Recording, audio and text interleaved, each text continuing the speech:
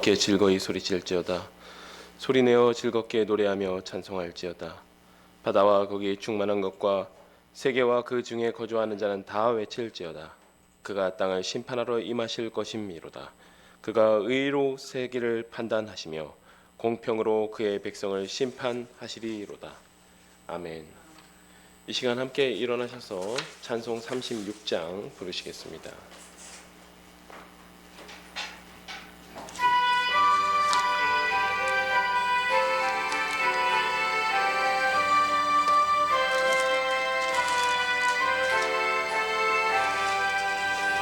주 예수 이름 높이여 다 찬양하여라.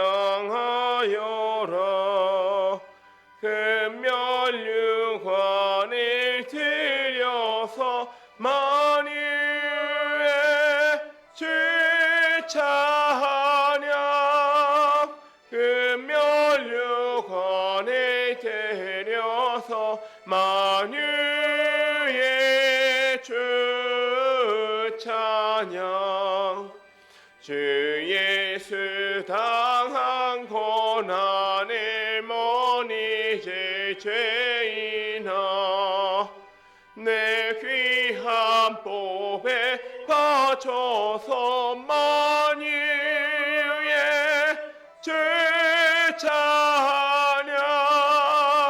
내 귀한 복에 바쳐서 만유의 주 찬양. 이 지구 위에 거하는 온 세상 사람들, 그 크신 위엄 높여서 만유의 주 찬양. 그 크신 위엄 높여서 만유의 주 찬양. 주 믿는 성도 다 함께 주 앞에 엎드려 무궁한 노래 불러서 만유의 주 찬양. 무궁한 노래 불러서 만유의 주 찬양. 아멘. 이 시간 성시교독 81번, 교독문 81번 함께 교독하시겠습니다. 그러므로 주 안에서 갇힌 내가 너희를 권하노니 모든 겸손과 온유로 하고 오래 참음으로 사랑 가운데서 서로 용납하고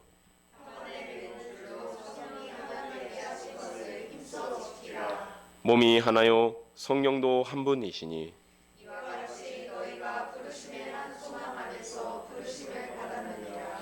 주도 한 분이시요 믿음도 하나요 세례도 하나요 하나님도 한 분이시니 곧 만유의 아버지시라.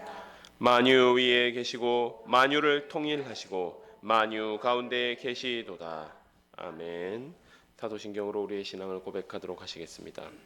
전능하사 천지를 만드신 하나님 아버지를 내가 믿사오며 그 외아들 우리 주 예수 그리스도를 믿사오니 이는 성령으로 잉태하사 동정녀 마리아에게 나시고 본디오 빌라도에게 고난을 받으사 십자가에 못 박혀 죽으시고 장사한 지 사흘 만에 죽은 자 가운데서 다시 살아나시며 하늘에 오르사 전능하신 하나님 우편에 앉아 계시다가 저리로서 산자와 죽은 자를 심판하러 오시리라.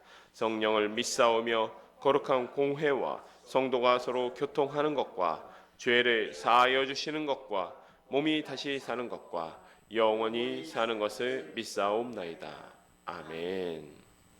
자리에 앉아주시기 바랍니다. 찬송 93장 부르시겠습니다.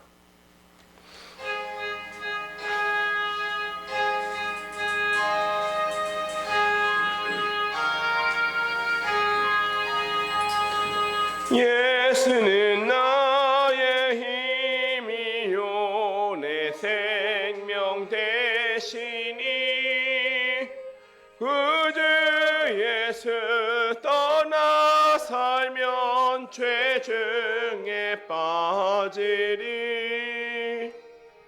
눈물이 앞을 가리고 내 맘에 근심 쌓일 때 위로하고 힘주실리 주 예수 예수는 나의 힘이요 내 친구 되시니 근혜를 간구하면 풍성히 받으리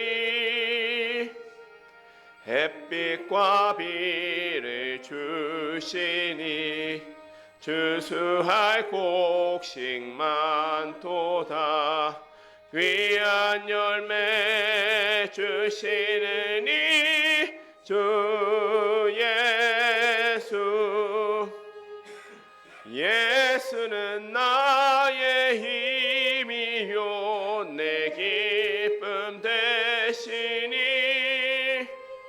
그 명령을 준행하여 내 충성하겠네 주야로 보호하시며 바른 길 가게 하시니 의지하고 따라갈 힘 주 예수 예수는 나의 힘이요 내 소망 되시니 이 세상을 떠나갈 때 곧 영생 얻으리 한없는 복을 주시고 영원한 기쁨 주시니 나의 생명 나의 기쁨 주 예수 아멘. 이 시간 이예인 성도님 나오셔서 우리를 대표해서 기도 인도해 주시겠습니다. 하나님 아버지, 이번 한 주도 크신 은혜로 돌보시고 이렇게 주님께 나와 예배하게 하심에 감사드립니다. 죄에 빠져 살 수밖에 없는 우리를 구원하셔서 사랑을 누리며 살게 하심에 감사합니다. 그러한 은혜에도 불구하고 지난 한 주 하나님의 자비와 인자하심을 잊고 살았음을 회개합니다. 모든 삶 속에서 일하시는 하나님을 우리의 등 뒤에 두고 내 힘으로 하려고 했던 날들이 많았습니다. 예배드리는 이 시간 다시 한번 주님께 시선을 두고 전심으로 찬양하며 그 은혜에 반응하기 원합니다. 오직 홀로 영광 받아 주시옵소서. 샤론교회를 세우시고 지금도 인도하시는 하나님께서 세우신 이 교회와 모든 성도들이 말씀을 삶으로 살아가기 원합니다. 마음으로 깨닫고 주시는 말씀에 순종하며 하나님께서 기뻐하시는 거룩한 산 제물이 되길 기도합니다. 아멘. 또한 이 샤론교회가 예수님이 머리 대신 한 몸이라는 것을 늘 기억하며 또 마음을 같이하여 같은 사랑을 가지도록 도와주시옵소서. 아멘. 이 시간 박효 전도사님을 통해 하나님의 말씀을 듣습니다. 하나님의 뜻을 받들어 전하시는 전도사님의 마음과 몸을 붙드시고 맡겨진 사명을 감당할 수 있도록 힘 주시기를 기도합니다. 아멘. 전도사님의 가정 가운데에도 늘 함께 하셔서 주님의 선하심으로 인도하여 주시옵소서. 말씀을 듣는 저희에게도 깨닫는 마음을 허락하셔서 거룩하게 살아갈 힘 주시기를 기도합니다. 온라인으로 함께 예배드리는 성도들에게도 동일한 은혜를 허락하여 주시옵소서. 아멘. 감사합니다. 모든 찬양과 영광을 받게 합당하신 예수 그리스도의 이름으로 기도드립니다. 아멘. 아멘.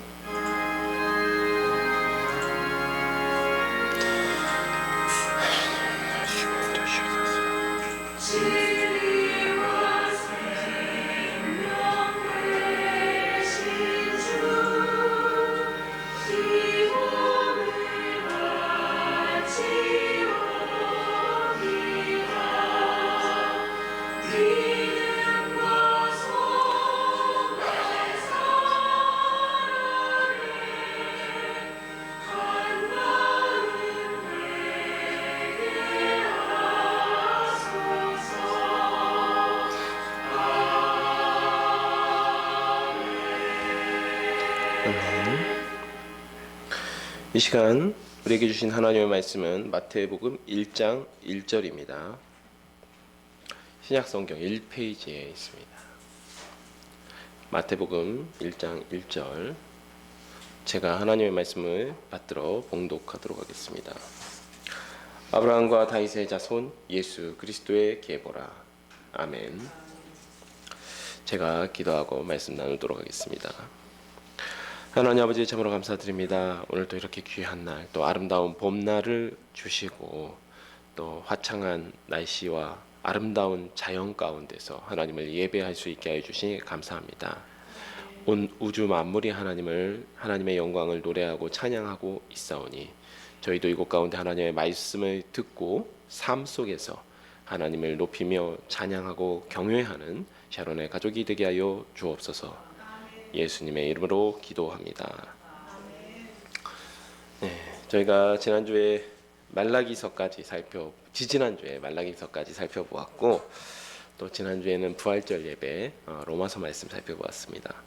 이번 주부터는 신약 성경을 살펴보고자 합니다. 근데 앞부분이 이제 마태복음을 시작하기 때문에 이제 보통 이제 말씀 시작하면 새로운 책을 시작하면 그 전체 책에 대한 개관을 한 다음에 한 장 정도 이렇게 여러분과 함께 나누고 있습니다. 그런데 또 마태복음은 그것만이 아니잖아요. 또 신약 성경을 새로 시작하는 이제 그런 책이기 때문에 오늘 조금 개관이 길어질 수 있을 것 같습니다. 마태복음은 여러분도 잘 알다시피 예수님의 제자였던 세리 마태가 기록한 복음서입니다. 이 마태는, 마테오라고 하는 이름은 헬라식 이름이고 이 사람의 본명은 레위이죠. 근데 이 마태라는 이름이 이제 마태복음과 또 누가복음에 보면 이 사람의 본명은 마태복음과 누가복음에만 기록되어 있는데 이 원래는 예수님께서 부르시기 전까지는 레위라고 부르신 후에 12제자를 설명하는 부분에서 마태라고 나옵니다. 그리고 그 앞에 이제 시몬도, 베드로였던 시몬도 시몬을 부르시고 나서 12제자를 부르실 때부터 베드로라는 이름을 사용하기 시작합니다. 근데 이러한 부분들을 보았을 때 아마도 이 마태라는 이름 자체를 예수님께서 지어주신 이름이 아니겠는가라고 보고 있습니다.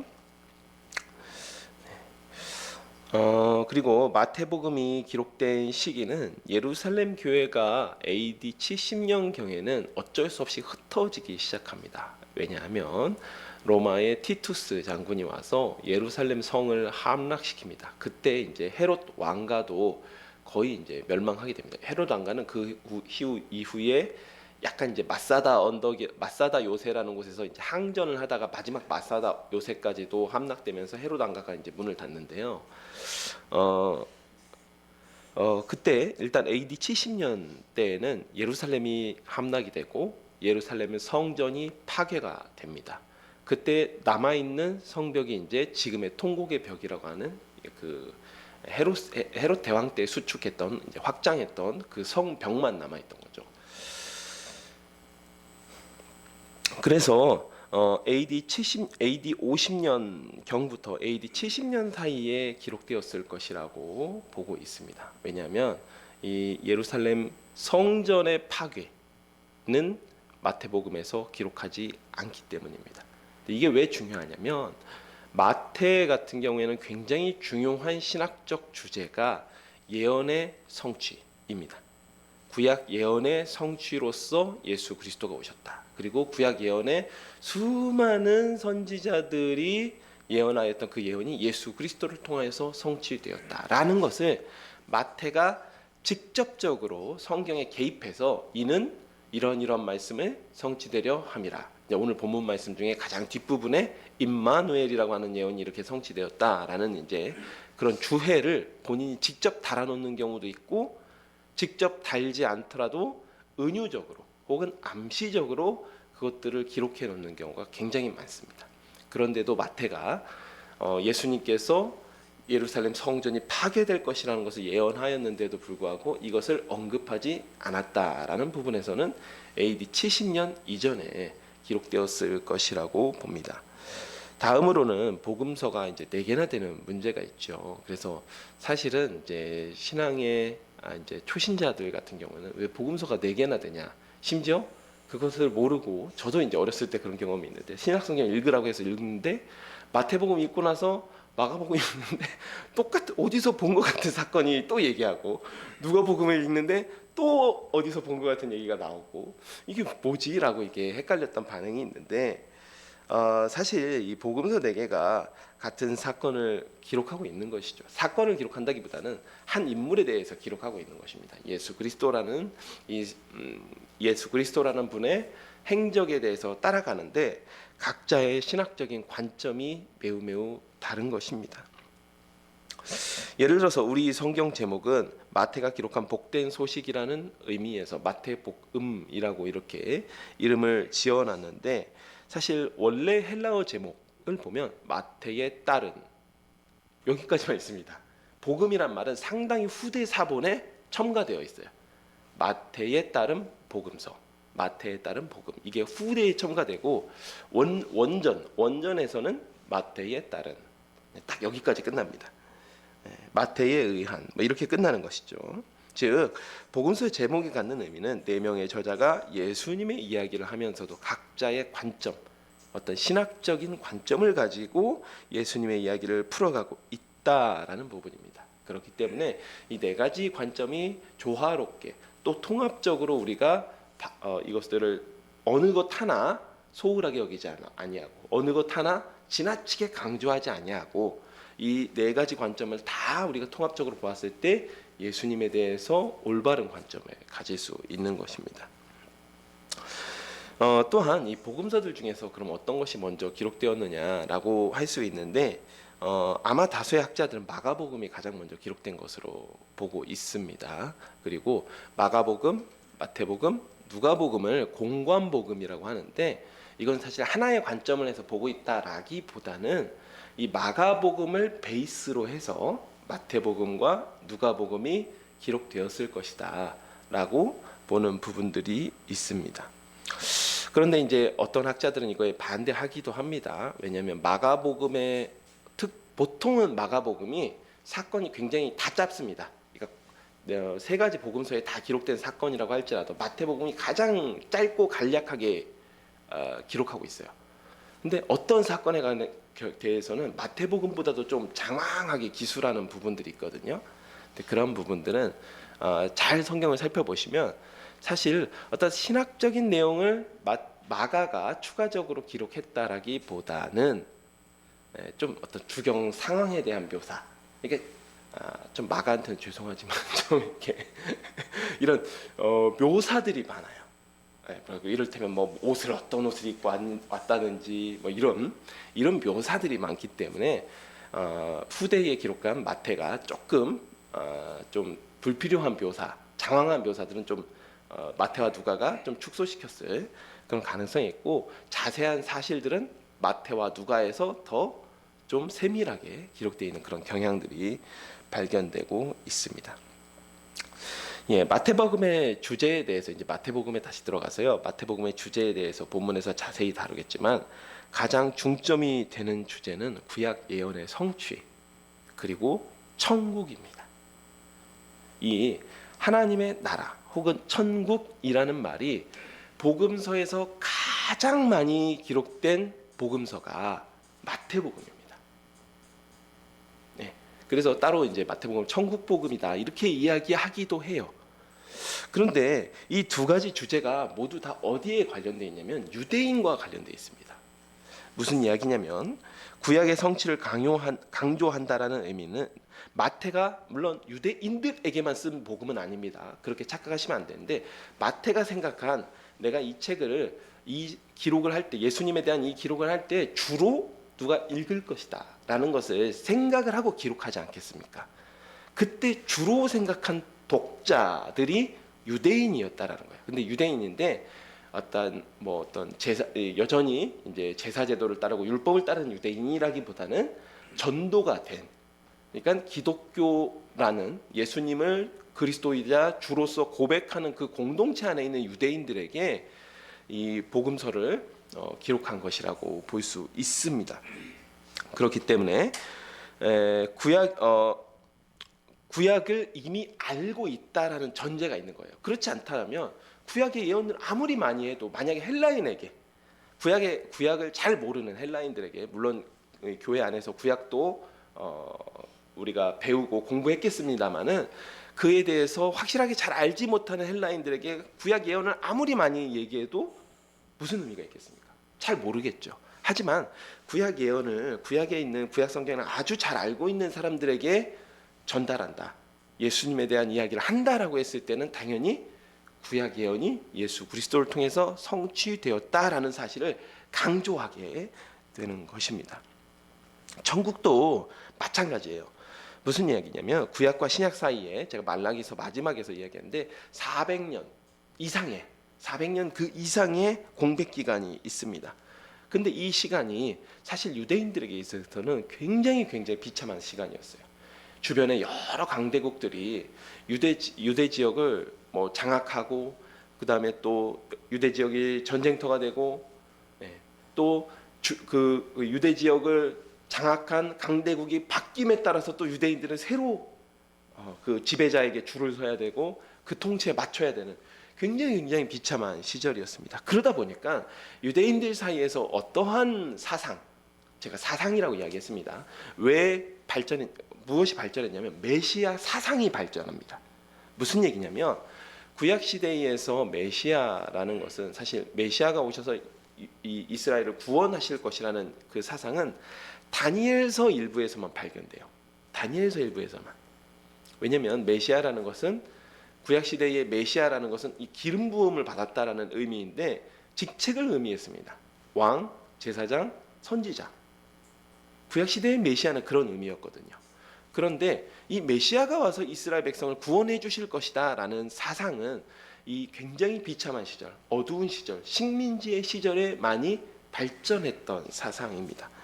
그러다 보니까 이 유대인들이 기대했던 메시아는 로마라든지 혹은 그 전에는 안티오코스 에피파네스 같은 굉장히 악독한 지배자로부터 이스라엘 나라를 구원해 줄 정치적인 지도자, 그리고 뛰어난 군사적인 능력을 가진 다윗과 같은 군사적인 능력을 가진 지도자, 이런 지도자들을 바라고, 그런 지도자가 와서 우리를 구원해 줄 것이다.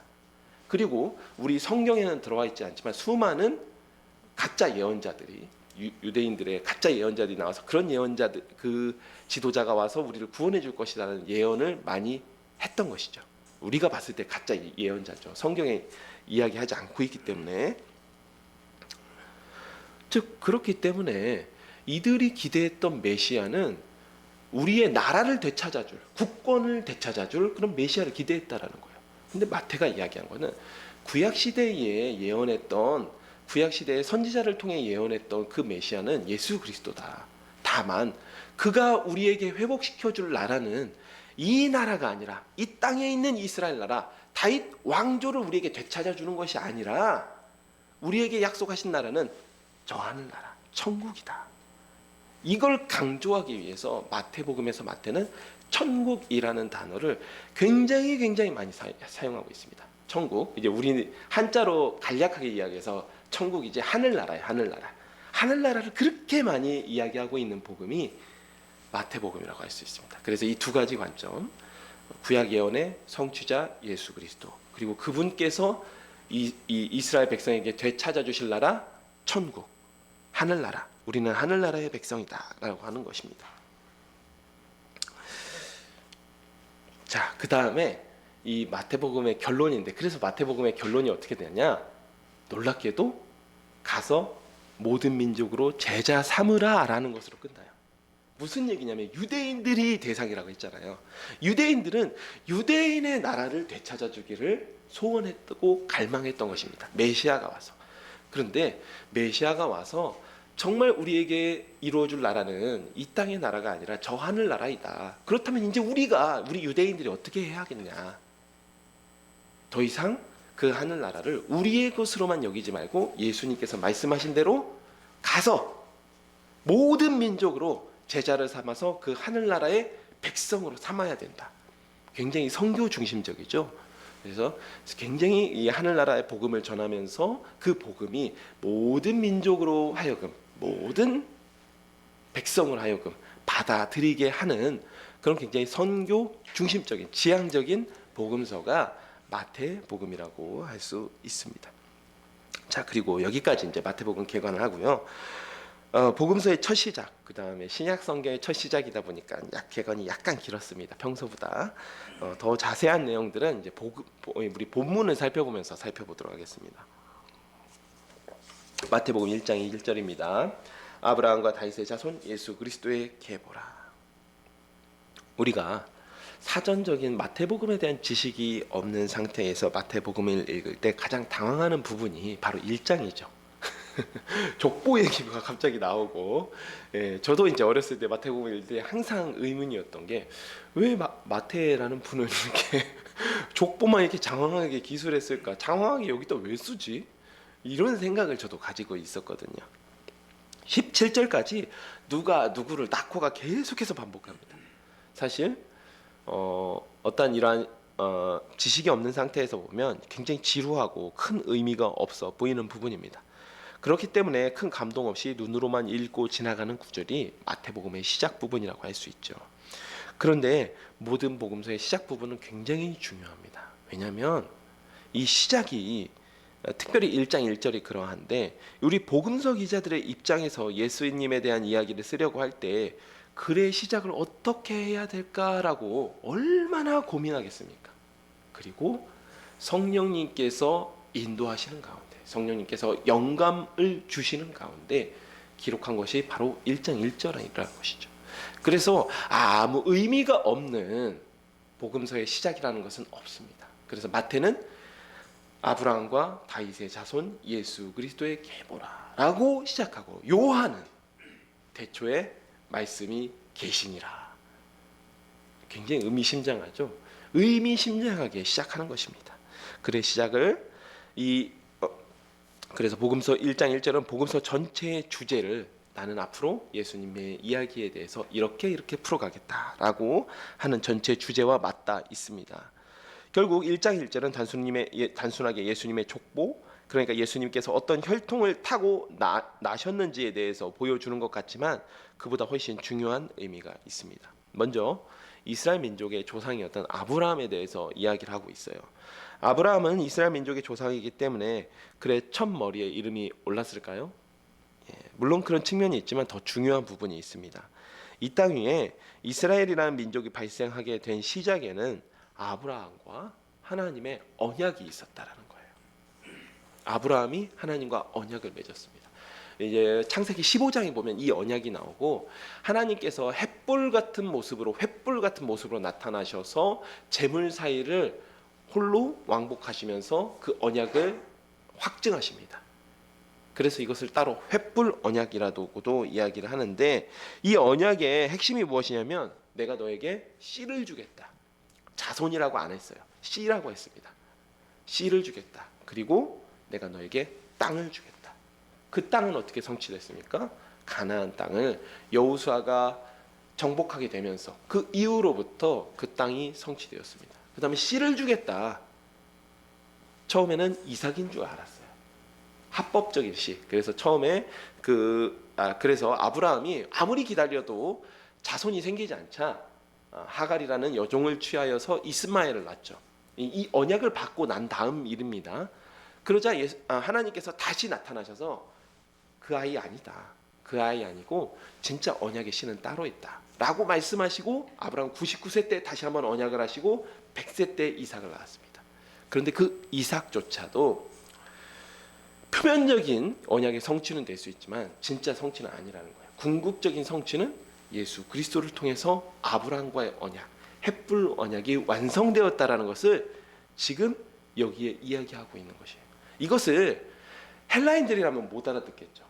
헬라인들이나 그때 당시에 다른 사람들이라면 못 알아들을 가능성이 있어요. 하지만 이스라엘 백성들에게 아브라함 하면 아브라함은 우리 하나님과 언약을 맺었던 우리의 조상, 그리고 그 진짜 예언의 성취, 언약의 성취가 예수 그리스도라는 것을 이렇게 연결하고 있는 것입니다. 그 다음에 다윗의 자손, 다윗 역시 하나님과 다윗 언약을 맺었습니다. 지난번에 제가 역대기를 강의할 때 다윗 언약에 대해서 좀 자세하게 다루었습니다. 다시 되새겨보면 다윗이 하나님을 지극히 사랑하는 마음으로 기럇 여아림에 방치되어 있던 법궤를 시온 산성으로 모시고 옵니다. 그리고 거기에 안치를 하는 것이죠. 그리고 나서도 마음이 불편한 겁니다. 나는 이렇게 백향목궁 아름다운 집에 사는데 하나님께서 정말 그 장막에 거하시는구나, 천막에 거하시는구나 해서 나단 선지자를 불러서 내가 하나님을 위해서 멋들어진 집을 지어드리고 싶습니다 라고 얘기했을 때 하나님께서 나단 선지자에게 하신 말씀, 제가 간략하게 이야기합니다. 나단 선지자를 통해 하신 말씀은 네가 나를 위해서 집을 짓는 거 아니다. 내가 그 마음 알겠지만 내가 너를 위해서 집을 지어주겠다라고 약속하셨어요. 언약하셨어요. 그때 집이 다윗 왕조를 의미한다라고 말씀드렸습니다. 그런데 이 다윗 왕조라는 것은 솔로몬을 통해서 쭉 이어져 내려오는 게 아니에요. 물론 그것은 그렇지만 결국 어떻게 됐습니까? 586년에 예루살렘 함락되면서 다윗 왕조 끝나버렸잖아요. 그럼 그 언약도 끝난 겁니까? 아니죠. 아닙니다. 다윗 왕조의 궁극적인 성취는 우리의 왕으로 오실 예수 그리스도를 통해서 성취된다라는 것을 지금 여기에 다윗의 자손 예수 그리스도라는 말로 이야기하고 있는 것입니다.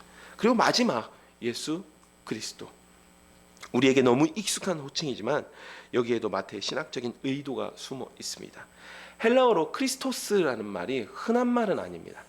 헬라어로 크리스토스라는 말은 기름을 부었다라는 말인데 정확하게 말해서 그냥 기름을 바르는 걸 의미합니다. 죄송합니다.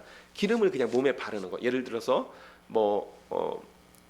치료를 받거나 할 때도 과거에는 이제 몸에 기름을 발랐다라고 하죠. 이 기름을 바르는 거 그냥 크리스토스라고 해석하는 거예요. 이렇게 번역한 거예요. 근데 이거는 메시아를 번역한 겁니다. 메시아, 히브리어 메시아를 번역한 것입니다. 즉 이거는 그래서 예수님이 바로 메시아라는 것을 명시적으로 지금 이야기하고 있는 것인데, 다시 한번 말씀드리지만 구약 성경에서 메시아는 예수님을 가리키는 말이 아니었어요. 심지어는 여러분 이사야서를 보면 누구를 메시아라고 합니까? 저 이사야서 강의할 때 한번 했는데 고레스를 메시아라고 합니다. 고레스. 나의 기름 부은 고레스라고 했죠. 나의 기름 부은 고레스. 여기서 기름 부었다라는 말이 메시아라는 말이에요. 마사흐라고 하는데 기름 부은 고레스, 하나님의 일을 위해서 사용하는 자. 그래서 왕, 제사장, 선지자를 기름 부었다라는 의미에서 그 직분을 의미하는 단어가 메시아였습니다.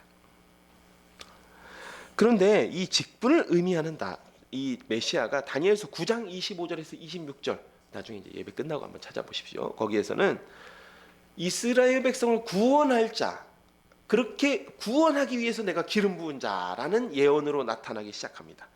즉 메시아라는 말 자체가 구약 성경 전체에 걸쳐서 예수님을 나타나는 말이라기보다는 바벨론 포로기를 거치면서 다니엘의 예언에 통해서 이스라엘의 구원자를 가리키는 단어로 발전했다는 것이죠.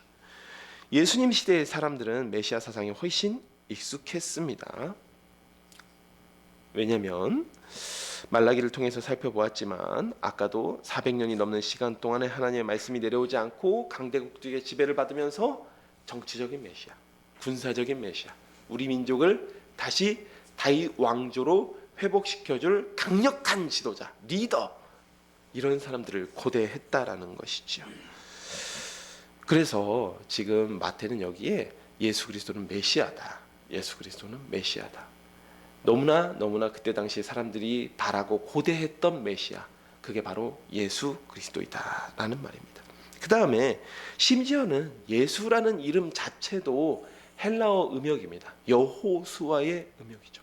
여호수아의 이름의 뜻은 여러분도 잘 알다시피 여호와께서 구원하신다, 여호와께서 구원하시는 메시아, 그분이 바로 다윗과 아브라함과 다윗의 자손이시다 라는 것이 1장 1절에 이 굉장히 많은 내용을 한 절 안에 마태가 집어넣으신 것입니다. 이제부터 본격적으로 예수님의 족보가 등장합니다. 2절부터 보도록 하겠습니다. 아브라함이 이삭을 낳고 이삭은 야곱을 낳고 야곱은 유다와 그의 형제들을 낳고 유다는 다말에게서 베레스와 세라를 낳고 베레스는 헤스론을 낳고 헤스론은 람을 낳고 람은 암미나답을 낳고 암미나답은 나손을 낳고 나손은 살몬을 낳고 살몬은 라합에게서 보아스를 낳고 보아스는 룻에게서 오벳을 낳고 오벳은 이새를 낳고 이새는 다윗 왕을 낳으니라. 다윗은 우리아의 아내에게서 솔로몬을 낳고 솔로몬은 르호보암을 낳고 르호보암은 아비야를 낳고 아비야는 아사를 낳고 아사는 여호사밧을 낳고 여호사밧은 요람을 낳고 요람은 우시야를 낳고 우시야는 요담을 낳고 요담은 아하스를 낳고 아하스는 히스기야를 낳고 히스기야는 므낫세를 낳고 므낫세는 아몬을 낳고 아몬은 요시야를 낳고 바벨론으로 사로잡혀 갈 때 요시야는 여고냐와 그의 형제들을 낳으니라.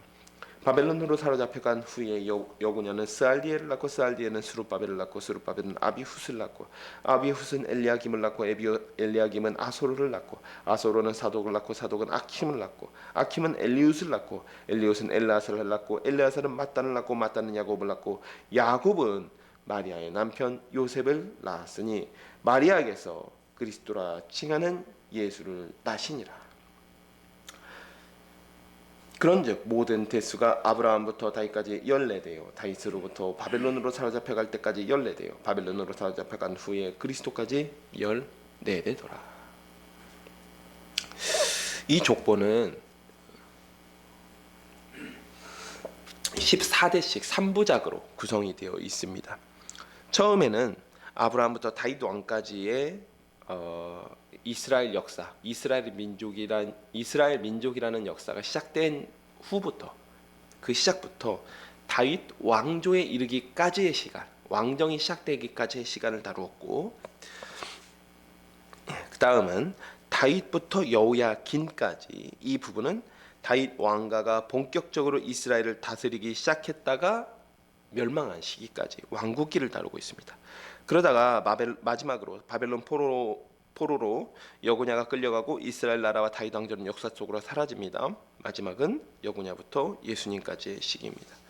먼저 이 족보의 특징을 살펴보면요, 여자들의 이름이 5번 등장합니다.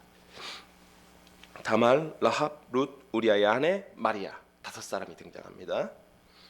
보통 당시 그리스 문학, 왜냐하면 이게 그리스어로 쓰여졌기 때문에, 펠라어로 쓰여졌기 때문에 이야기하는 것입니다. 그리스 문학을 보면 위대한 영웅들의 영웅 전기 같은 게 문학 장르로서 굉장히 많았습니다. 그런데 그 영웅 전기에는 특징이 있는데 과장이 심하고요, 어떤 특별한 탄생 혹은 혈통을 강조하는 경우가 많아요. 우리나라도 전설 같은 걸 보면 그렇죠. 제가 이제 밀양박가인데 밀양박씨 같은 경우에도 박혁거세가 무슨 알에서 났다 이런 이제 설화들이 많이 있지 않습니까? 근데 이게 뭐 사실 뭐 박혁거세라고 해서 뭐 이상할 수도 있는데 사실 예수님 시대랑 얼마 차이 안 납니다. 박혁거세 시대가 예수님 시대랑 얼마 차이 안 나요. 즉 예수님 시대에도 그런 설화들을, 그런 뭐 위대한 영웅들의 탄생기 같은 게 굉장히 많았다라는 것이죠. 그런데 이 그리스 문학과는 다르게 마태는 그렇게 기록해 놓지를 않아요. 오히려 그리스 문학 같으면 조금 가리고 빼고 조금 숨기고 이랬을 만한 이름들을 다시 전면적으로 등장해 놓는 게 마태의 족보의 특징입니다. 그리고 예수님 족보에 등장하는 여인들을 보면요, 마리아를 제외하면 보통 사람들이 보기에는 왜 굳이 저 여자 이름을, 저 우리 가문의 수치인데? 라고 할 만한 이름들이 다 들어가 있다라는 거예요. 예를 들어서 예수님 족보의 위대함을 나타내면, 예를 들어 사라, 리브가 이런 믿음의 여인들, 그런 여인들의 이름을 써도 되잖아요. 그런데 굳이 이 5사람을, 마리아를 제외하고 4사람을 기록했다라는 것입니다. 왜냐하면 이 여인들 같은 경우에는 이방인이고요, 죄인들이고요, 그리고 비참한 처지에 있었던 여자들입니다. 그런데 그 여자들을 구원하여서 온 세상을 구원하시기 위해서 보낸 메시아를 보내셨다라는 하나님의 구원 계획을 강조하고 있는 것이죠.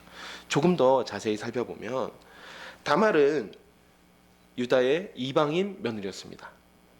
우리가 다말에 대해서 이 창세기를 보면서 다말을 너무 그냥 간단하게 생각하시는 경우가 있는데, 분명히 이방인이었습니다. 다말이 야곱 가족 중에 없었어요. 이방인 며느리였고 유다의 죄 때문이지만 며느리와의 이런 근친 상간을 통해서 태어난 것이 베레스와 세라였습니다.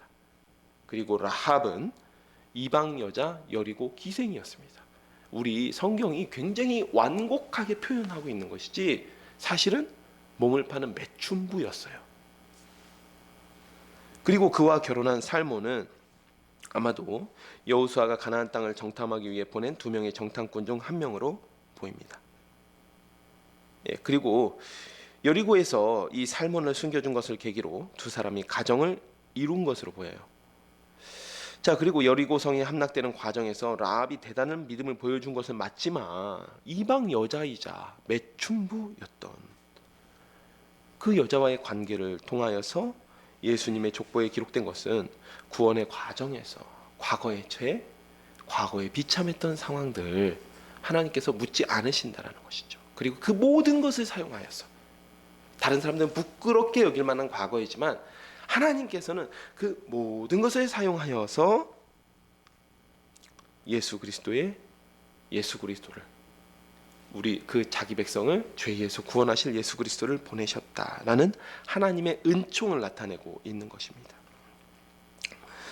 자, 또 다른 부분은 룻도 보아스와 결혼한 룻도 여호와의 총회에 들어올 수 없는 이방 여자였습니다. 특별히 모압 여자였죠. 원래 모압 여자 남자뿐만 아니라 이 이스라엘 백성이 가나안 땅에 들어가기 직전에 발락이 모압 왕이었던 발락이 모압 여자들을 사주해가지고 모압 여자들을 동원해가지고 이스라엘 백성들을 타락시킵니다. 그 사건이 있었죠. 바알 부올에서의 사건이었습니다. 그 일을 계기로 하여서 하나님께서 선언하신 게 무엇이냐면 모압 사람은 여호와의 총회에 영원히 들어오지 못한다라고 딱 선을 그어 놓으셨어요. 하지만 예외적으로 들어왔던 사람이 모압 여자였던 룻이었습니다. 왜 그랬습니까? 시어머니를 쫓는 믿음을 보여서 보아스와 결혼을 한 게 된 것이죠. 그 다음에 다윗의 경우 특별하게 밧세바라고 기록하지 않았어요. 다른 사람은 다 이름으로 기록되어 있죠. 하지만 여기 어떻게 되어 있습니까? 마태가 그거 몰랐을까요? 밧세바라는 이름을 몰랐을까요? 그러지 않습니다. 우리아의 아내, 명백한 다른 사람의 아내라고 기록해 놓은 겁니다. 다윗의 범죄를 가릴 생각이 없어요. 마태는. 그리고 다윗의 범죄를 숨기거나 미워하지 않고 오히려 이 일을 통하여서 범죄한 다윗을 용서하시고 예수 그리스도를 다윗의 자손이라고 선포하시면서 하나님의 은혜를 나타내고 있는 거예요. 범죄한 다윗조차도 하나님 앞에 진심으로 뉘우치고 회개하고 그의 죄를 고백하였을 때 죽이지 않으시고 그를 통하여서 솔로몬이란 아들을 얻게 하시고 그 자녀들을 그 자손들을 통해서 예수 그리스도를 낳게 하셨습니다. 자, 그다음 마지막으로 마리아가 나오는데요. 여기서 조금 마태의 독특한 표현이 있어요. 마태의 표현이 무엇이냐면 보통 사람들은 여기 앞에서는 다 낳고 직접적으로 연결되죠.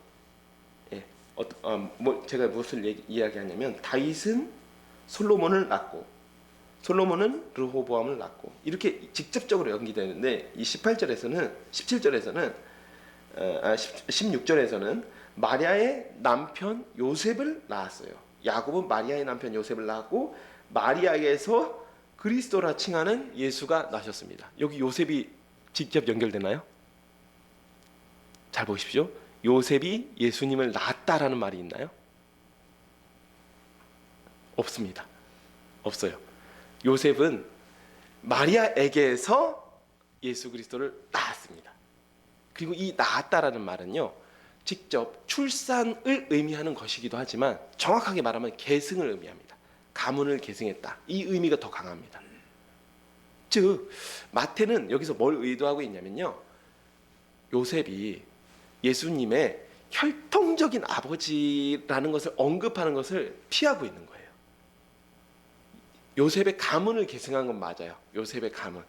예수님이 요셉의 장자로서 그 가문을 계승했지만 예수님은 마리아의 몸을 통해서 나온 것이지 요셉이 낳았다라고 직접적으로 표현하지 않습니다. 그리고 나서 뒤에 등장하는 게 예수님의 탄생 기자예요. 예. 즉 예수님께서 성령을 통해서 잉태하셨다라는 사실을 지금 요셉이 예수님을 낳았다라는 말을 하지 않음으로써 이 뒤에 나오는 기사와 연결하고 지금 있는 것입니다. 네. 그리고 나서 이제 이 족보를 보면 앞에서도 말씀드렸듯이 14대씩 3부작으로 구성이 되어 있습니다. 그리고 마태가 여기 보면 이 족보를 여러분들 조금 자세히 살펴보신 분들은 알겠지만 이게 열왕기상의 뭐 역대상이라든지 이런 데 나오는 족보가 맞지 않아요. 왜냐하면 여기 보십시오. 여기 보면 요담과 우시아 사이, 요담과 우시아가 부자지간이 맞나요? 요담과 우시아 사이가 부자지간이 아니에요. 아하시아, 요아스, 아마샤 그리고 우시아입니다. 그러니까 왕을 3명이나 빼먹었어요. 무슨 얘기냐면 어차피 이 나타라는 말이 실제로 출산을 의미하는 게 아니라 계승을 의미하기 때문에 중간에 조금 이제 대수가 안 맞는 대수를 맞춰야 되는데 해서 앞에 3명의 왕을 생략시켜 버린 겁니다. 마태가. 즉 14대를 맞추기 위해서 그랬다라고 하는 것이지요. 그다음에 마지막으로 약간 저도 이런 부분에 이제 약간 의문이 있었는데 의문이 있으신 분들이 있을 것 같아서 제가 추가적으로 조금 사족이긴 합니다만 말씀드리는데 마지막에 바벨론 포로기부터 예수님까지는 사실 14대가 아니라 13대입니다. 그런데 여기 14대라고 하고 있거든요. 근데 이 부분도 좀 힌트가 있는 것이 요시아가 여호야긴을 낳았나요? 아니죠. 여호야긴은 요시아의 손자입니다. 그 사이에 누가 빠졌죠? 여호야김이 빠졌죠. 그러니까 사실은 요시아가 여호야김을 낳고 그 다음에 실제로 포로로 잡혀간 사람은 여호야김이 아니라 여호야김은 바벨론과 전쟁에서 전사하고 여호야긴이 아버지를 이어서 왕이 되었다가 포로로 잡혀갑니다. 이걸 생각하면 14대가 맞습니다. 그러니까 이 부분이 이제 아마 생략되거나 빠뜨린 것 같다라고 보는 것이죠. 그래서 많은 사람들이 여기서 왜 마태가 몇 사람을 일부러 누락시키면서까지도 14대를 맞추었는지 의문을 갖기도 합니다. 이 부분들은 학자들 간에도 분분한 의견이 있지만 굉장히 가능성이 높은 것은 그냥 어떤 상징을 취하기 위해서 완전수라는 7이라는 상징을 취하기 위해서 14대를 맞췄다라고 이야기하기도 하고 또 다르게 가능성이 높은 것은 이제 단어를 상징적으로 표현하는 기법들이 있습니다. 히브리 문학이나 헬라 문학 가운데 그런 기법들이 있어요. 독특한 게 예를 들어서 히브리어에는 각 단어별로 그러니까 알파벳별로 여기에 상응하는 숫자들이 있습니다. 우리나라는 그런 거 없죠. 그러니까 예를 들어 기역이면 1, 니은이면 2, 디귿이면 3 이런 식으로 숫자들을 정해놨어요. 그런데 여기에 14라는 14를 이제 이거를 문자로 환산하면 이게 이제 다윗이라는 이름이 나온다라는 것입니다. 그래서 이런 이제 가설들이 있는데 사실 정확하게는 족보의 마지막 사람이 한 시대를 마감하고 새로운 시대를 열게 됩니다. 그러니까 새로운 시대를 연 사람은 누굽니까? 다윗 그리고 바벨론 포로기의 여고냐 그리고 예수님인 것이죠. 여기서는 예수님을 통해서 새로운 시대가 시작된다라는 의미가 있습니다. 18절 이하는 예수님의 탄생을 다루는 기사입니다. 제가 읽도록 하겠습니다. 예수 그리스도의 나심은 이러하니라. 그의 어머니 마리아가 요셉과 약혼하고 동거하기 전에 성령으로 잉태된 것이 나타났더니 그의 남편 요셉은 의로운 사람이라 그를 드러내지 아니하고 가만히 끊고자 하여 이 일을 생각할 때 주의 사자가 현몽하여 이르되 다윗의 자손 요셉아 내 아내 마리아 데려오기를 무서워하지 말라. 그에게 잉태된 자는 성령으로 된 것이라. 아들을 낳으리니 이름을 예수라 하라. 이는 그가 자기 백성을 그들이 죄에서 구원할 자이심이라 하니라. 이 모든 일이 된 것은 주께서 선지자로 하신 말씀을 이루려 하심이니 이르시되 보라 처녀가 잉태하여 아들을 낳을 것이요 그의 이름을 임마누엘이라 하리라 하셨으니 이를 번역한즉 하나님이 우리와 함께 계시다 함이라. 요셉이 잠에서 깨어 일어나 주의 사자의 분부대로 행하여 그의 아내를 데려왔으나 아들을 낳기까지 동침하지 아니하더니 낳음에 이름을 예수라 하니라. 18절 마리아가 요셉과 약혼하고 동거하기 전에 성령으로 잉태되었다고 하고 있습니다. 당시 문화에서는 약혼 기간이 약 한 1년 정도 두었다라고 합니다. 그러니까 보통 약혼 1년을 한 다음에 정식으로 결혼식을 하고 아내와 이제 합방을 하면서 결혼 생활이 시작되는 것인데, 사실상 약혼 기간은 결혼 생활을 시작한 것으로 간주되었다라고 합니다. 그러니까 약혼을 하고 나면 두 사람은 이제 부부로서 다 생각하고 있는 것이죠. 그렇기 때문에 이 약혼한 기간 중간에 어떤 배우자의 성적인 부정이 발견되면 이거 굉장히 큰 문제였습니다. 그러니까 결혼한 사이에 외도를 한 것과 같은 처벌을 하고 같은 방식으로 다루어졌다라고 하는 것이지요. 그런데 여기서 마태는 분명하게 약혼 기간 중에 성령으로 예수님께서 잉태되었다라고 말씀하고 있습니다. 예수님의 동정녀 탄생에 대해서 분명하게 증거하고 있는 것이죠. 두 사람이 동거하기 전에, 정식으로 결혼식을 하고 동거하기 전에 성령으로 예수님께서 잉태되었다. 그렇기 때문에 16절에서도 요셉이 예수님을 낳았다라는 말을 좀 피하고 돌려서 이야기하고 있는 것입니다. 네. 그리고 이 마리아가 임신하게 된 것을 알게 된 의로운 요셉은 조용히 파혼을 하려고 합니다. 당시에는 약혼이 곧 결혼으로 간주되었기 때문에 요셉이 만약에 이 일을 정식으로 문제를 제기했다, 그랬다면 어떻게 됐을까요? 마리아는 돌맞아 죽는 겁니다.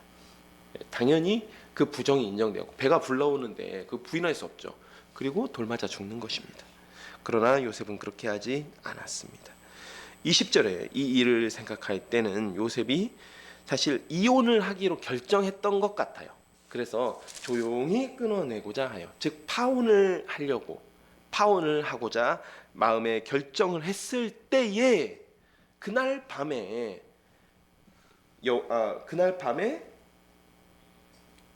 주의 사자가 그의 꿈 가운데 찾아오신 것입니다.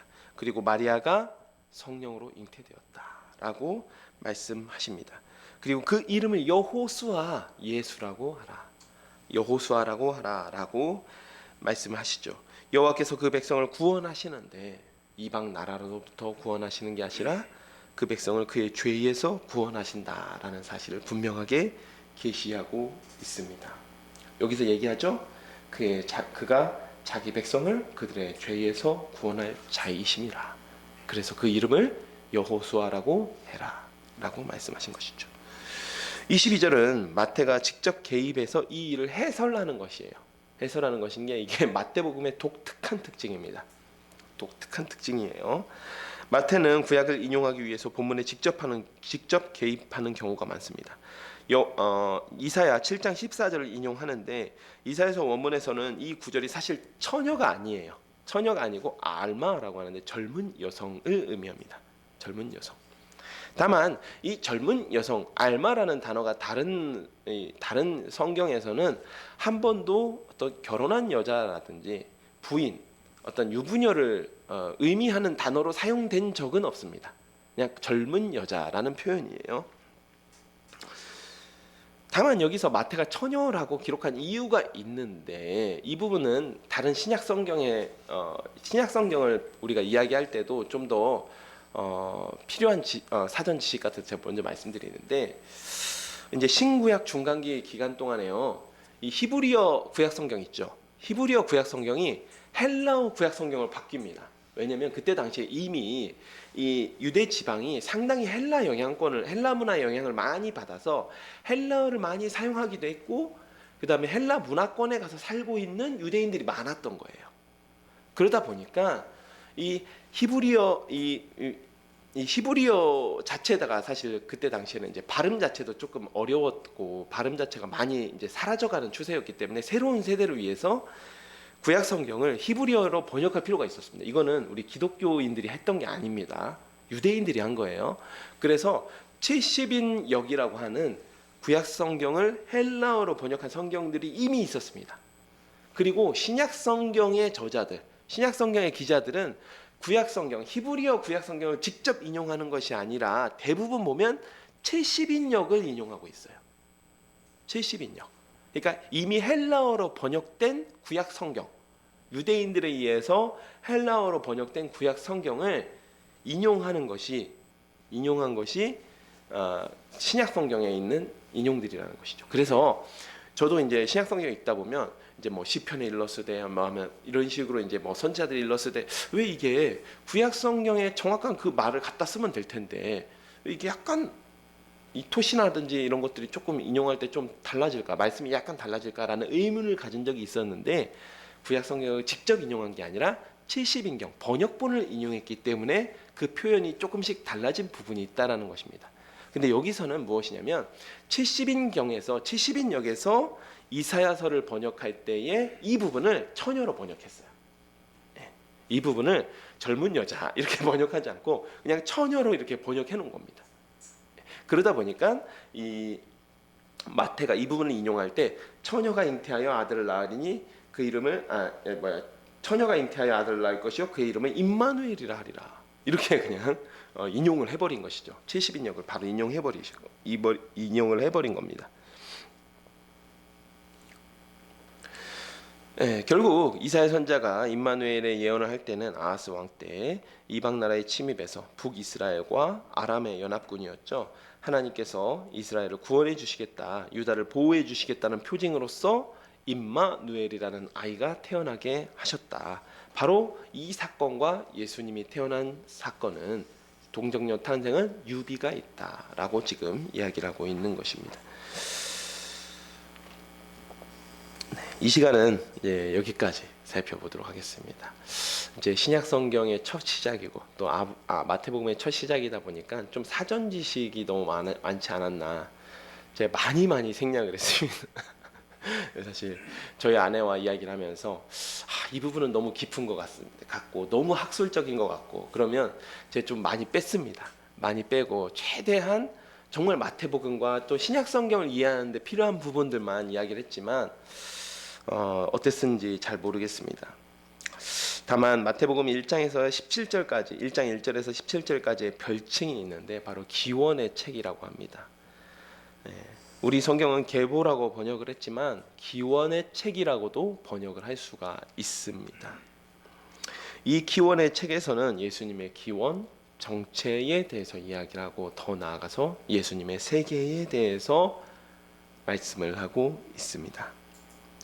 마태복음이 증거하고 있는 이 부분이 증거하고 있는 부분은 예수님은 아브라함 언약의 성취자이자 다윗 언약의 궁극적 성취자이시며 구약에 예언된 오실 메시아라는 사실입니다. 또한 예수님의 계보에서도 죄인을 향한 하나님의 은혜는 끊어지지 않습니다. 뿐만 아니라 예수님은 요셉과 마리아의 아들이 아니라 성령으로 잉태되었다라는 사실을 분명하게 말씀하고 있습니다. 그 예수님은 자기 백성을 이방 나라의 압제가 아니라 죄에서 구원하실 분이십니다. 유대인들이 기대할 메시아는 정치적, 군사적으로 강력한 이방 나라의 압제로부터 이스라엘을 독립시켜줄 그런 카리스마가 넘치는 영웅이었습니다. 독립 영웅을 꿈꿨던 것이죠. 예수님께서 십자가에 못 박히신 이유 중 하나가 오랫동안 메시아를 기다려온 유대인들의 기대가 호산나 다윗의 자손이요, 우리를 구원하소서 이거죠. 이방 나라로부터 우리를 구원하소서 다윗의 자손이요. 그런데 그 기대가 실망으로 바뀌자 십자가에 못 박으소서 라는 손가락질로 바뀐 것입니다. 하지만 본질적인 이유는 자기 백성을 죄에서 구원하시기 위해서 십자가에서 속죄의 제물이 되어 돌아가신 것이죠. 그리고 그것으로 우리의 구원을 이루셨습니다. 유대인들이 기대한 민족의 영웅 메시아는 역사 가운데 종종 등장합니다. 그러나 우리를 죄에서 구원하실 메시아는 예수 그리스도 한 분뿐이십니다. 우리는 그분의 은혜를 입은 사람들입니다. 오늘 예수 그리스도의 계보가 말씀하고 있듯이 그 은혜는 과거의 형편, 출신 성분, 또 얼마나 큰 죄인이었는지는 중요하지 않습니다. 오늘 마태가 이야기하는 다윗을 보십시오. 자기에게 충성한 부하의 아내와 간통을 하고 자기 죄를 가리기 위해 그 부하를 죽인 사실을 짧지만 분명하게 기록하고 있습니다. 그러나 예수님이 바로 그 다윗의 자손으로 오셨습니다. 이는 예수님께서 우리에게 오신 이유가 예수님께서 우리를 죄에서 구원하시는 이유가 다윗의 위대함이나 다윗의 믿음이 아니라 하나님의 언약, 하나님께서 다윗을 위하여서 세우신 그 언약을 성취하시겠다라는 하나님의 신실하심에 기대고 있기 때문입니다. 우리의 믿음 아니에요. 우리의 믿음은 상황에 따라서, 형편에 따라서 그러면 안 되지만 약해지기도 하고, 때로는 도마처럼 의심하기도 하고, 심지어는 세례 요한조차도 자기는 그분을 위해서 왔다라고 이야기하면서 예수님이 정말 오실 메시아가 맞습니까? 라고 세례 요한조차도 의심했습니다. 그러나 하나님께서는 우리의 구원을 우리의 믿음에 두지 않으시고 하나님의 신실하신 약속에 근거를 두었습니다. 이 시간 우리 샤론의 가족들이 이 사실을 붙잡으시기를 축복드립니다. 우리가 하나님 앞에서 구원의 은혜를 누리면서 봉사하고 더 거룩하게 살려고 노력하면 은근슬쩍 나의 경건을 의지하게 되고 나의 무엇을 의지하게 됩니다. 그러나 분명한 사실은 우리가 의지할 분명한 대상은 하나님의 신실하심이며 그 신실하심의 결정체인 예수 그리스도이십니다. 더 잘 믿고 더 경건한 사람은 더 예수님께 의지하는 사람입니다. 우리 샤론의 가족들이 이처럼 날마다 더 예수께 의지하는 샤론의 가족들이 되시기를 축복하며 제가 기도하고 말씀 맺도록 하겠습니다. 기도하겠습니다. 하나님 아버지, 참으로 감사드립니다. 오늘 마태복음 1장 1절 예수님의 계보를 살펴보았습니다. 주님, 이 계보 가운데 하나님께서 성경을 통하여 분명하게 말씀하시는 바는 예수님은 언약의 성취자이시라는 것입니다. 그리고 그것이 또한 의미하는 바는 우리의 형편이나 상황이나 믿음이 좋고 나쁨에 의지하는 것이 아니라 하나님의 거룩하신 그 신실하신 약속에 의지하여 우리를 붙드시며 우리를 죄에서 구원하셨다라는 사실입니다. 주님, 우리가 신앙생활을 통하여서 조금이라도 우리의 무엇을 의지하지 않게 하시고 오직 하나님의 신실하심 그 십자가의 은혜를 바라보며 더 잘 예수님을 믿고 더 잘 예수님께 의지하는 우리 샤론의 가족들이 되게 하여 주시옵소서. 예수 그리스도의 이름으로 기도합니다. 아멘. 네, 이 시간 찬송 255장 부르시면서 준비하신 예물 하나님 앞에 올려드리도록 하겠습니다.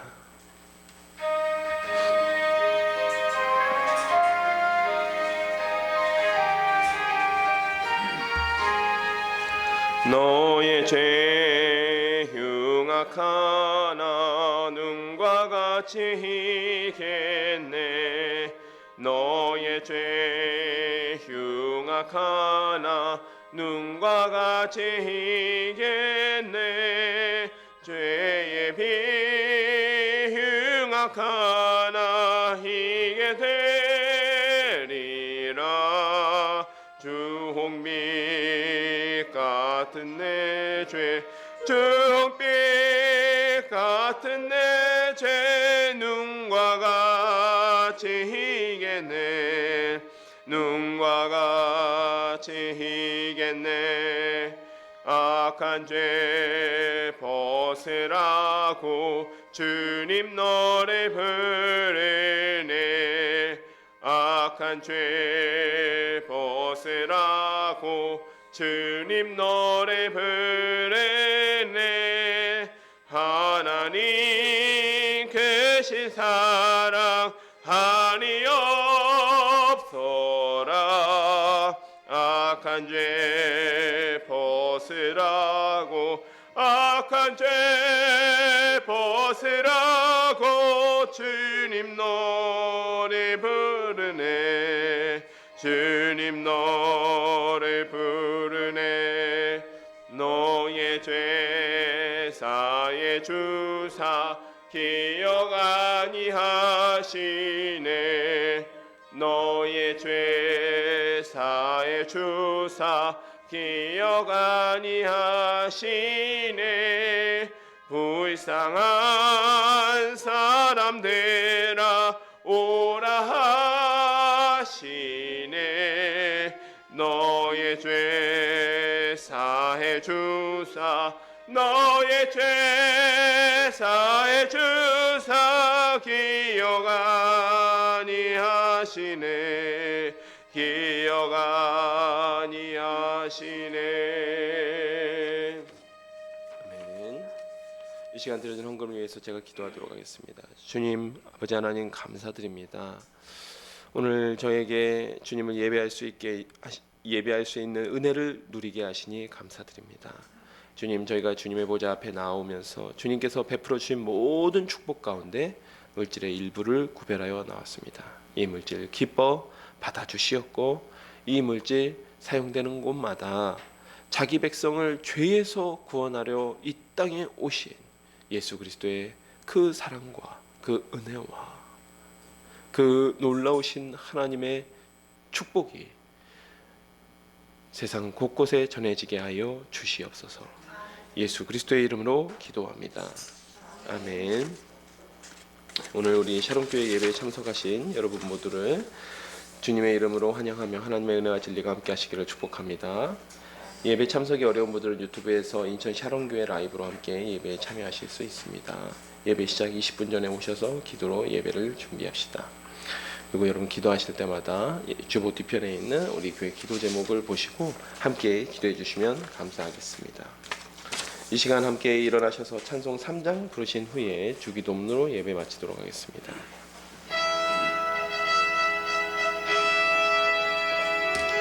성부 성자와 성령 찬송과 영광 돌려보내세 대초로 지금까지 또 영원 무궁토록 성삼위께 영광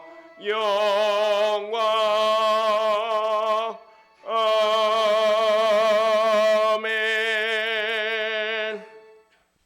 하늘에 계신 우리 아버지여, 이름이 거룩히 여김을 받으시오며 나라가 임하시오며 뜻이 하늘에서 이루어진 것 같이 땅에서도 이루어지이다. 오늘 우리에게 일용할 양식을 주시옵고 우리가 우리에게 죄 지은 자를 사하여 준 것 같이 우리의 죄를 사하여 주시옵고 우리를 시험에 들게 하지 마시옵고 다만 악에서 구하시옵소서. 나라와 권세와 영광이 아버지께 영원히 있사옵나이다. 아멘.